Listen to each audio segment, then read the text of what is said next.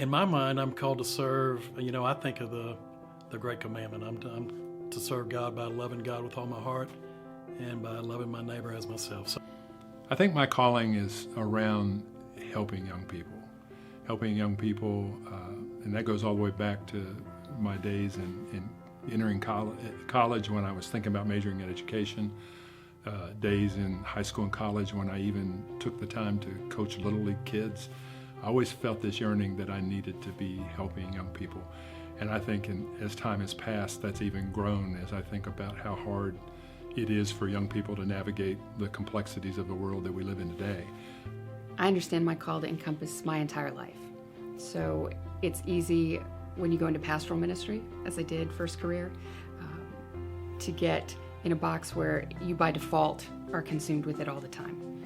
What's been a wonderful new experience for me in transitioning out of day-to-day pastoral ministry is finding that call again and again in everything that I do.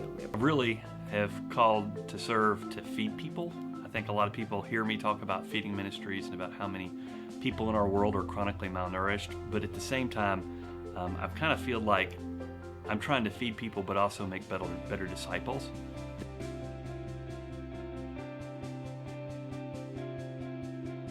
Let's start it out, as something where I found I was interested in trying to end world hunger, and you could probably say it was more of a hobby than anything. The more I did it, the more I was drawn to it and called to do it, and it became clear that, it probably needed to be my vocation. It's getting a master's degree in curriculum and instruction at age 50 and starting to become a high school teacher in an inner city high school.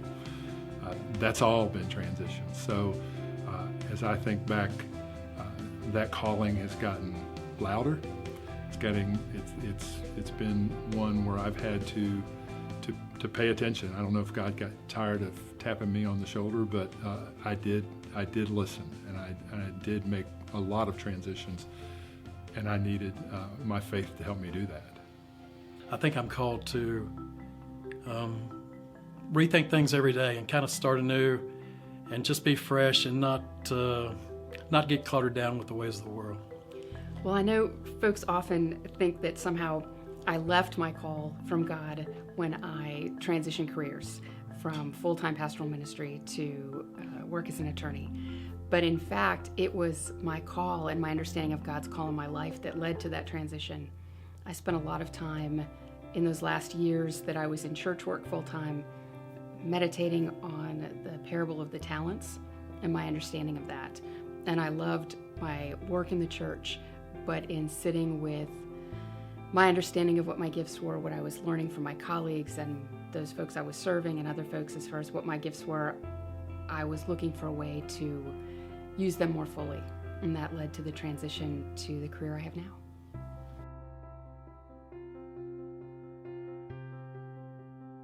About how Calvary's there for us wherever we are in our journey. And that helped me go through those discernments of changes and transitions that I needed to make in order to fully act on my calling. Calvary was a big part of that. So when I changed careers, I also changed locations. I moved to Nashville for the first time, and I had a young son, and we were looking for a church family, a church home, and we looked around at several churches, and I remember very distinctly people and acts that led to us finding our home here. Calvary has really enforced stuff that I learned as a child. I learned as a child that when I gave, and I gave generously, that holes were always filled, that there was always enough to, I didn't want for anything. And Calvary really was the genesis of me understanding that hunger was what I was called to do. Calvary's always been like a gravity to me. It always pulled me in, and so it was always there for me.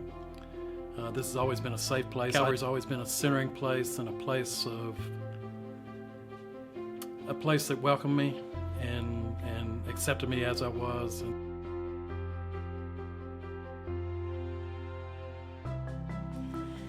It was exciting, but one of the most terrifying changes I've ever made.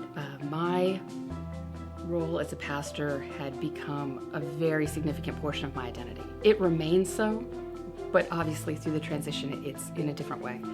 Truthfully, it's been a godsend for me, and to work in a place that's not full of all that craziness and all that noise. Hey, it's just been a blessing for me, and hopefully I can give back to you guys and be an asset to the church. But Scary is the first word that comes to mind, and scary for a lot of reasons. You have all of the things that you have in your life when you're in one career, the comforts, in knowing what to expect every day, and the income that sets your lifestyle in the world, to moving into a direction where all of that's kind of turned upside down. When I left my career where I did fairly well running a rather large IT shop, to jump off a cliff and take next to no salary or a giant decrease in what I got paid, I had faith that it would work out, it would be okay. Trusting in God is what made the transition possible.